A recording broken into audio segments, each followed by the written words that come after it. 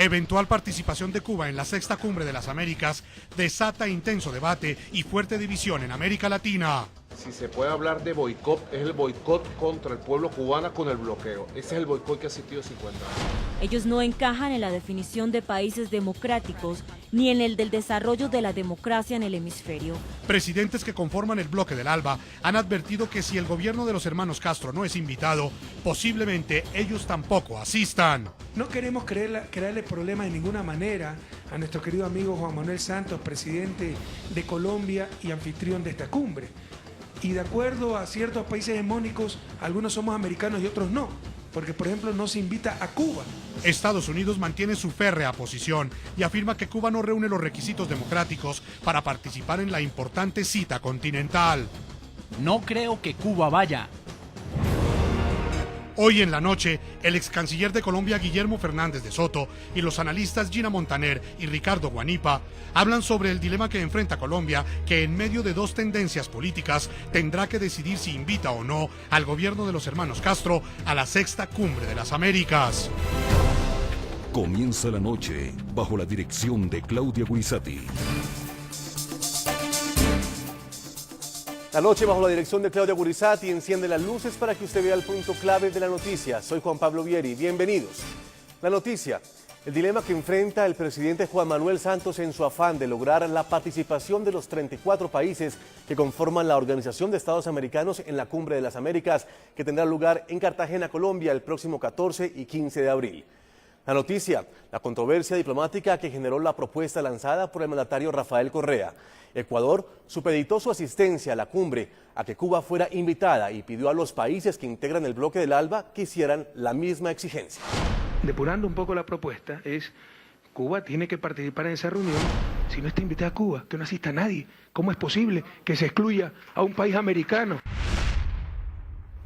La noticia, el gobierno de los Estados Unidos respondió señalando que Cuba no tiene derecho a asistir porque la participación en la cumbre solo es para países democráticos. La iniciativa de la Cumbre de las Américas solo está abierta a países democráticos.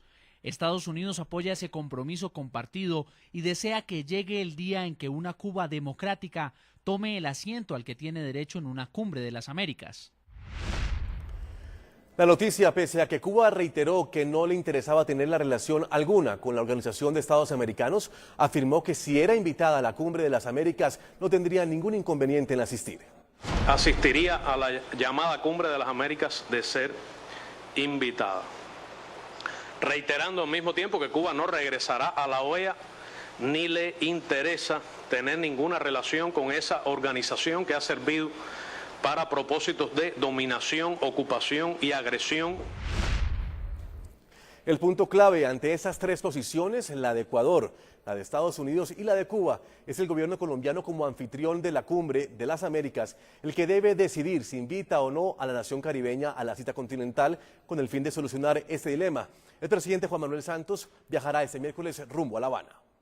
Hablar personalmente, como se hablan todos los buenos amigos, con el gobierno cubano, con Raúl Castro, el tema de Cuba en la cumbre que se va a realizar el mes entrante en Colombia. Saludamos a nuestros invitados en Estados Unidos desde Miami. Saludamos a Ricardo Guanipa, él es analista político y periodista. Ricardo, gracias por acompañarnos y bienvenido a la noche NTN 24.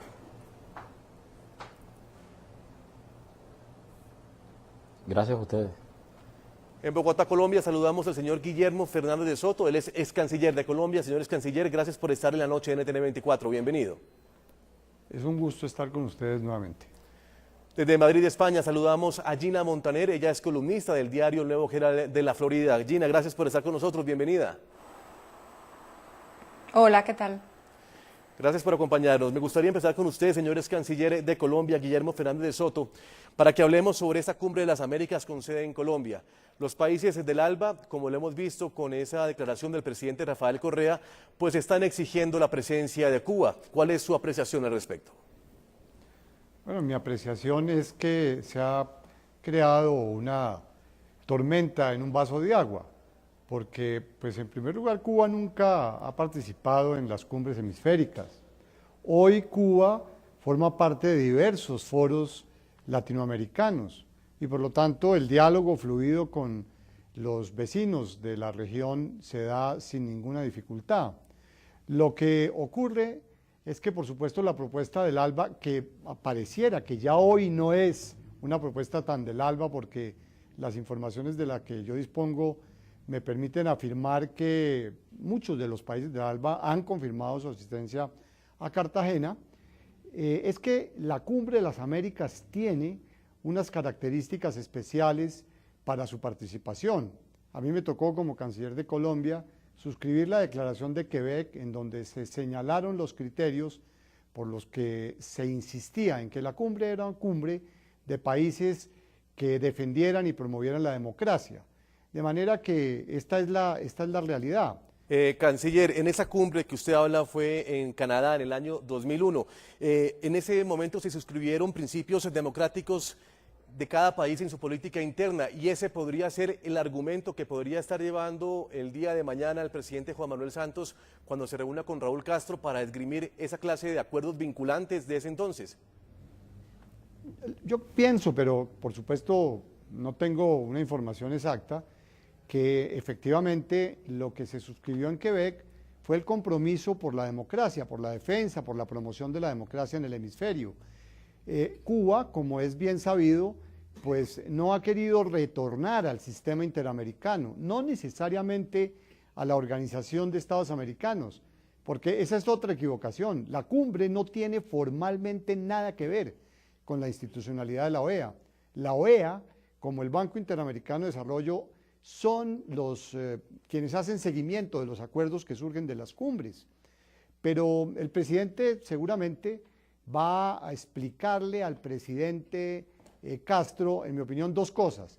La primera, pues, ¿cuál es el protocolo? ¿Cuál es la fórmula de consenso que se requiere y que no depende de Colombia que asista o no? Ya no hay un consenso, ya hay varios países que han expresado su disenso sobre la asistencia de Cuba. Y en segundo lugar, yo casi podría afirmar que lo que el presidente Santos le va a señalar al presidente Castro es que el tema de Cuba se va a tratar en la cumbre. Y creo que esto es esencial. Ese es un poco el equilibrio y el balance diplomático que se va a requerir para evitar que esto pues pase a mayores. Yo tengo la certeza de que el tema de Cuba tendrá que ser resuelto, pero tendrá que ser resuelto para el futuro, no para esta cumbre. Y entonces Cuba, tengo la certeza de que va así a entenderlo y no va a ser, si el tema de Cuba se garantiza, se va a tratar en la cumbre, no va a ser pues un tema mayor de ahora en adelante. Gustaría conocer la opinión de Gina Montaner desde Madrid, España. Usted que es columnista del diario El Nuevo Herald, su opinión al respecto. ¿Esto es una tormenta en un vaso de agua, como dice el ex canciller colombiano, o esto es un problema que se ha venido tratando en todas las cumbres? Porque en la de Trinidad y Tobago también se habló de la inclusión de Cuba como un tema principal en la agenda. ¿Se repetiría la historia en esta cumbre de las Américas? Yo creo que es un tema recurrente, un tema viejo, y a la vez también es un viejo tema y una vieja tormenta en un vaso de agua. O sea, quiero decir, lo que es verdaderamente antiguo es que Cuba es una dictadura desde hace 53 años y a mí lo que me parece un poco insólito es que al cabo de 53 años alguien tenga que ir a La Habana a explicarle a los hermanos Castro, ahora a Raúl, que es el heredero de la dinastía familiar, que tenga que ir a explicarle el protocolo. Yo creo que todo el mundo sabe cuál es el protocolo de la Cumbre de las Américas. Tiene que ser una democracia, es una condición que puso Estados Unidos. Y entonces yo creo que está clarísimo. Sabemos que Cuba no es una democracia, por tanto no pinta absolutamente nada en la Cumbre de las Américas. Lo sorprendente es que pinte algo en las cumbres iberoamericanas, por ejemplo, donde se firma, donde cada año se firma un documento para preservar y defender las democracias, y increíblemente se permite que una dictadura como la cubana firme ese documento. Eso sí que es inaudito. Eso es lo que yo le diría al presidente Correa. Aparte de que creo que Correa es un gran agitador y que cuando él dice hipócritamente que no quiere armar ningún lío, realmente lo que está armando es un gran lío. Sí, y ya vamos a hablar de esa declaración y lo que ha causado en aras de esta cumbre. Desde Miami, en Estados Unidos, Ricardo Guanipa. Ricardo, ¿esta cumbre es incompatible con el régimen cubano?